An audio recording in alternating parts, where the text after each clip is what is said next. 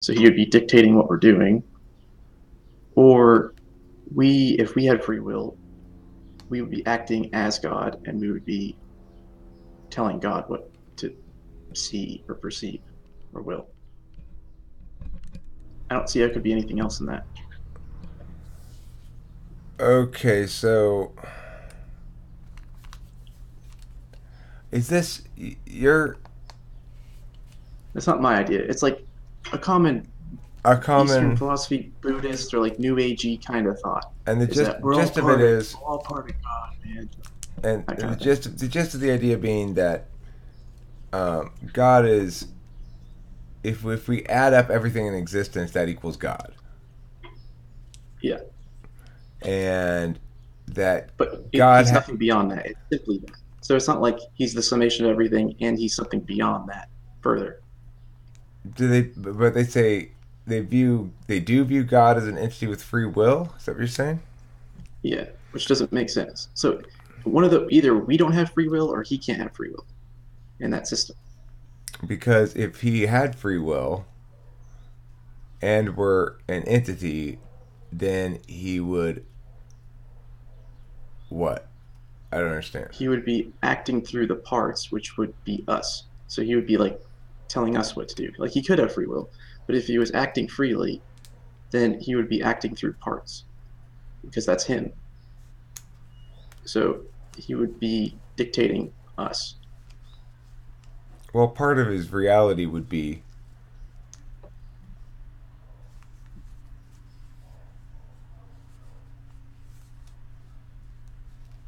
I think it's only like really people that um, are the ways that he can perceive. I don't know if he can perceive as a tree really. It doesn't have consciousness, but I would assume that people are like the primary, um, so. you know, What's your response to this in general? Like, what's your thinking about it? You're saying what's your I think it's response? I think it's wrong to perceive it like that. I think the whole must be something beyond a summation of parts. If it's simply a summation of parts, then yeah, as I said, like if God's acting freely, he's acting through parts. And if he's acting through parts, then the individual parts by themselves don't have free will.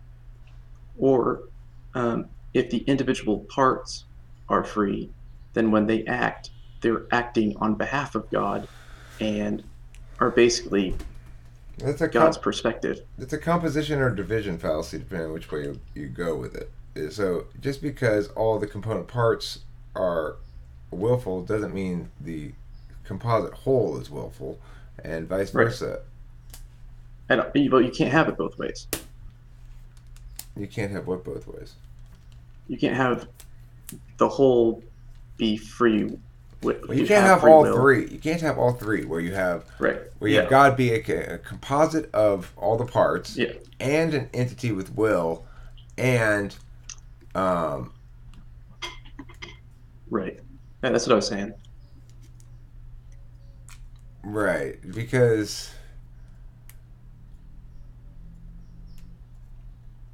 yeah, I mean, I don't know. You can't have all three. I agree. You can have two of them, but you can't have all three. Right. Okay, that's fair.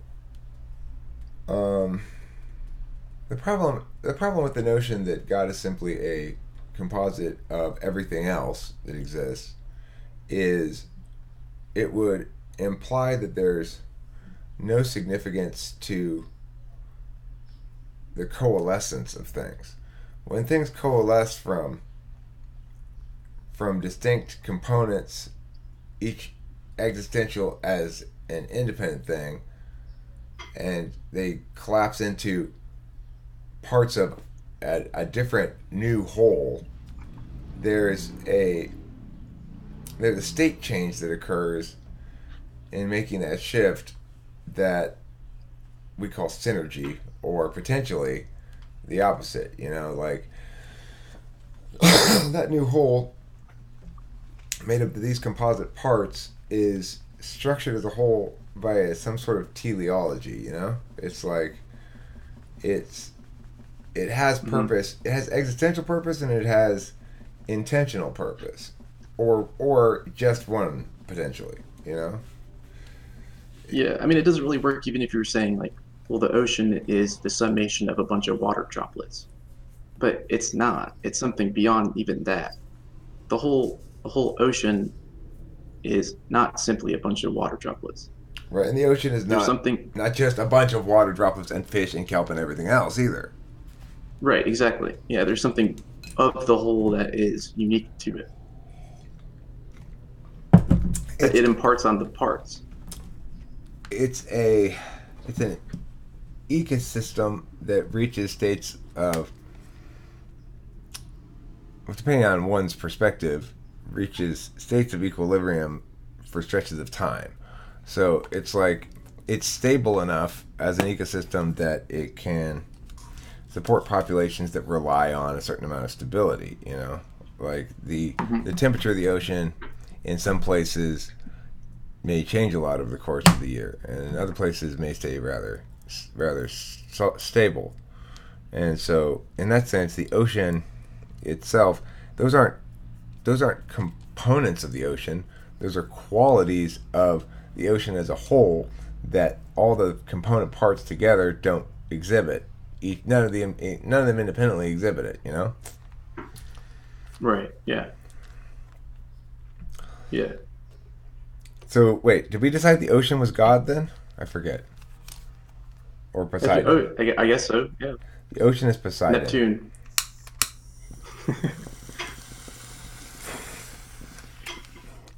I say Poseidon, but you say Neptune. I say Mars, and you say Ares instead.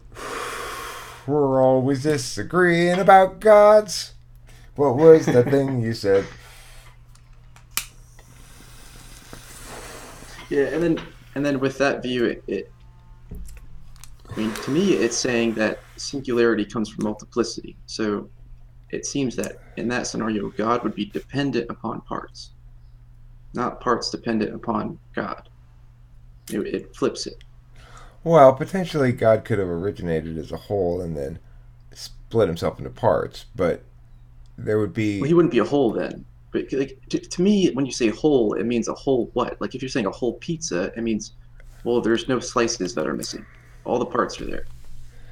Okay, so I mean, I'm just saying if you're going to argue that because you're viewing God as as a composite part of a bunch of individual components, then um, then you must be saying the whole comes from the parts rather than the other way If you're around. simply saying that, well, if you're saying that the whole is simply well, I Okay, don't know, fine. Yeah, conglomerate of okay. parts. With the word simply, I agree with you. Yeah, well, that's what they're saying though, and so that's the thing I'm not accepting. I Like, don't blame you for not accepting that, Mark. okay, I think you are wise to not accept that. It's not a meaningful definition of anything, anyways. It says, well, let's make God the same thing as the set of all things, the set of all things that have been observed,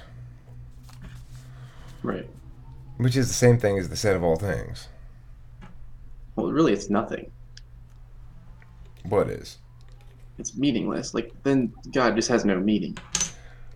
Well, it has as much meaning as the set of all things, and no more, and no further. It's attempting to reduce. It's attempting to take the agency away from God.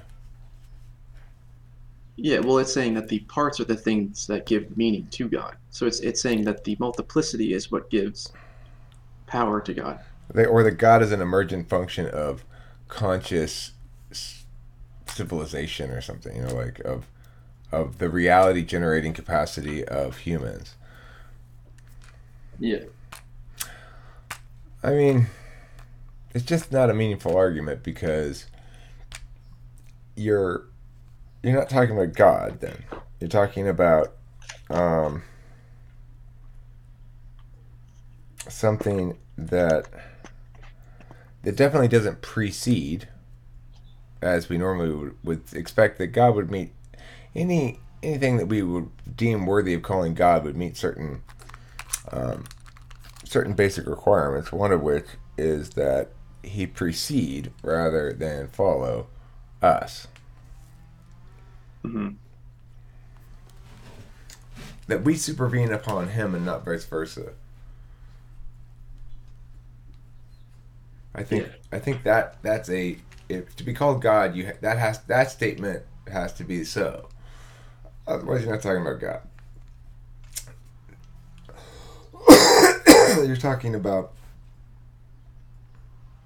an argument against more expansive understandings of God, I guess. Um, and then with individual free will, what do you think about like bodily passions and desires and stuff that we have? Are we slaves to those things? Like, are we enacting free will when we just follow those? I guess if you choose to freely follow those, or if you have like awareness, like there seems to be some component of I need to know about the state of my being or me in this moment. I think it's a cheap and easy spirituality that suggests that one comes closer to the immortal by denying one's desires, whims, pleasures, whatever. I think it's equally a mistake to say that hedonism is the course, but the reality is it's an area in which one expresses agency across the board, and it's an area in which one expresses moral agency most of the time or many times. So, for example, if one's spending all one's money on cocaine and not being able to afford formula for the baby, well, then one is definitely engaged in a moral decision making process regarding their drug consumption and Mm-hmm. need to be accountable. If somebody was a drunk like me, and well, it didn't harm the family in those sort of practical ways that I was just referring to. It was emotionally damaging to them. Then I needed to do something. I should have done something well before I did. It was a lack of moral agency on my part. A refusal to be accountable, really, and or an attempt to transfer accountability, my paying up on the accountability to something else. So instead of changing my behavior, I'll just hate myself and shame myself every day and express my existence through mantras like I wish I were dead, I wish I were dead, shame and anxiety, shame and anxiety. Um, So does that make you less free when you don't enact moral agency and do the right thing? no, I think it's an expression of freedom for sure. It's a poor use of it. It's an expression of your liberty. Being a drug Mm-hmm. addict or an alcoholic or something is is one thing you can do with some of your time and attention. The the impacts of that are going to be individuated because people relate to drugs and alcohol via intertemporal bargaining. You say to yourself, okay, well, I'll I'll smoke this joint now, um, and then I won't drink any alcohol until later. I want to drink alcohol now. I know I shouldn't drink alcohol now, but I could smoke a joint. And that wouldn't cause any problems, so I'll smoke a joint. Now that worked for me until I ceased to even question the alcohol thing anymore. Until I was like, I don't need to say, well, if you really need to drink, you can do it later, but just smoke a joint now, which is what I did for quite some time, getting until I got settled into my not drinking alcohol. Now, other persons might say to me, well, it's bad for you to smoke pot all the time. Okay, but if you had your way, then I wouldn't have had that, and I probably would be back to drinking, which is actually bad. So each individual person has a particularist intertemporal bargaining schemata within them regarding drugs, alcohol, other things they think they overindulge in, shit that they might potentially be hedonistic about. So it's a mistake to say that spirituality is to be found via a response to hedonism in the sense that that you ought to be my body's a temple, I don't do any drugs or whatever. That's Right. absolutely a mistake because that's its own hedonism itself.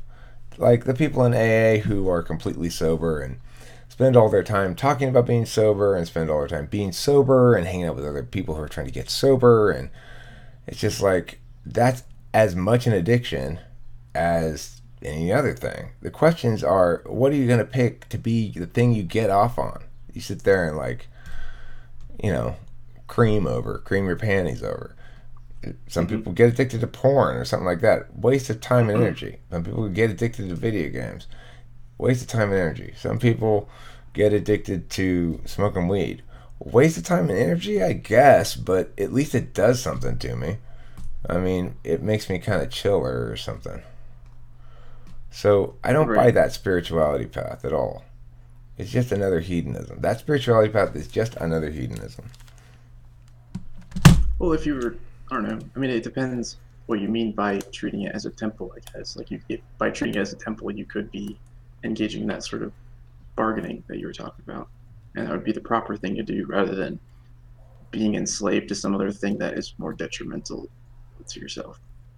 Yeah, I mean, sure, but what I mean is there's a history of aesthetics being linked to spirituality. People who fast and deny themselves the pleasures of the flesh, and priests aren't supposed to have sex, and all that kind of stuff, right?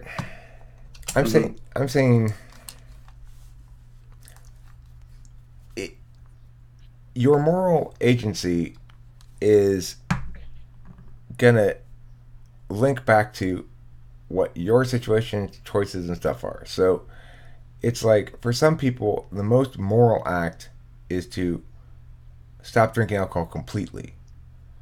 For some people, the most moral act is to take control of their own moral agency regarding alcohol and consume appropriately. For Hmm. some person, the most for some people the most moral act is to go out and get drunk.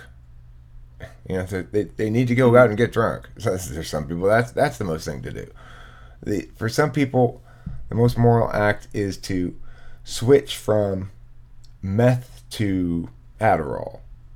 For some people, the most moral act is to, it really is dependent on everything like that when you're talking about drugs and alcohol in general, or food. For some people, they really need to cut back on how much food they eat because they eat too much. For some people who eat a lot of food, like me, doesn't need to cut back on any eating of any food. This is the same sort of shit I get off about with diet when people talk to me about McDonald's being unhealthy and other fucking garbage statements like that. Um, so that's the thing about consumption. That's what I mean by the link between aestheticism and spirituality is bullshit. I mean, would you agree that in order to be like, so, okay, so I would say like there's the freedom that you have as such because you're a person, and then there's like your freedom in the moment, and I think that can fluctuate.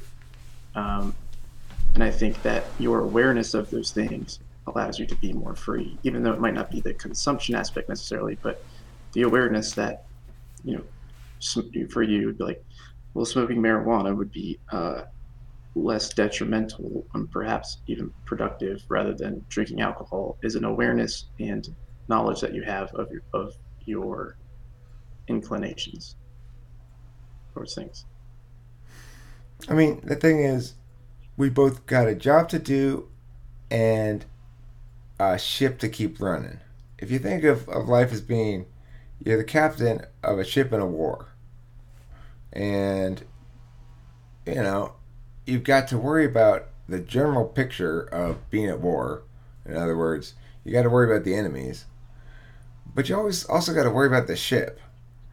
And the ship needs to continue running smoothly and not have mechanical problems and not have morale problems and all that kind of shit.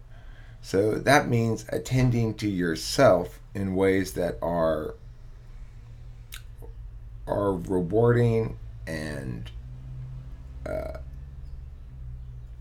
and address some basic need to find pleasure and joy in life. That's not complicated by the intricacies of living. That was well said. I like that analogy. Thanks, Mark. That seems like a good place to end this video. Thanks for watching Talking with Famous People. And Mark, can you do you remember what is that thing that they're not supposed to forget to eat plenty of? Uh, Something with holes and it's yellow. Don't forget to eat plenty of cheese.